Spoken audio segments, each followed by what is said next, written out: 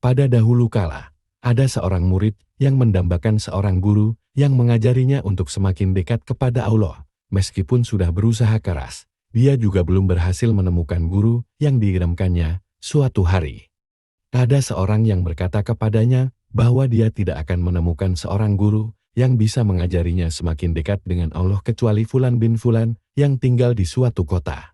Dia pun kemudian berangkat ke kota itu. Setelah sampai di sana, dia menanyakan tempat tinggal Fulan bin Fulan. Penduduk sekitar kota tersebut menunjukkan kepadanya seorang lelaki yang berperangai buruk dan suka bermaksiat. Dia mendatangi rumah orang tersebut dan mengetuk pintunya. "Siapa?" Tanya pemilik rumah. "Abdullah," jawabnya. Kebetulan Fulan bin Fulan sedang menunggu orang yang namanya sama dengan si murid. Mereka berjanji untuk berpesta dan minum minuman keras. Dia lalu membukakan pintu karena mengira tamu itu adalah temannya. Si murid masuk ke rumah. Ketika menatap wajah pemilik rumah, dia lalu duduk bersimpul dan menangis. Pertemuan dengan sang calon gurunya itu begitu mengharukan sehingga dia tidak melihat minuman keras yang ada di situ. "Apa yang terjadi denganmu?" tanya pemilik rumah keheranan. "Aku ingin agar engkau mengajariku untuk semakin dekat dengan Allah. Aku telah berusaha mencari guru, tetapi tidak menemukan selain Tuhan," kata si murid, karena ingin segera terbebas dari Abdullah. Lelaki itu berkata sekenanya, "Pergilah ke tempat A, di bawah gunung B. Di sana, kamu akan temukan air, berwudulah dengan air itu. Kemudian, beribadahlah di situ sampai Allah memberimu pertolongan."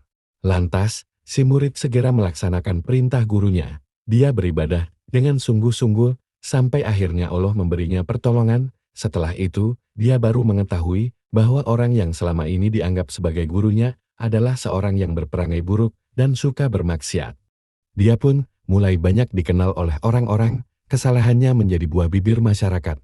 Orang-orang mulai berdatangan untuk menuntut ilmu. Semakin lama, semakin banyak.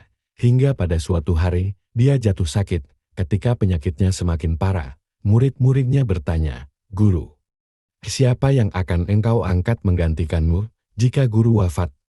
"Fulan bin Fulan yang suka bermaksiat. Oleh karena itu, berdoalah agar sebelum aku wafat, Allah mengubah keadaannya dengan memberinya petunjuk. Karena sesungguhnya aku tidak akan menjadi guru kalau bukan karena dia." Allah pun mengabulkan doa mereka.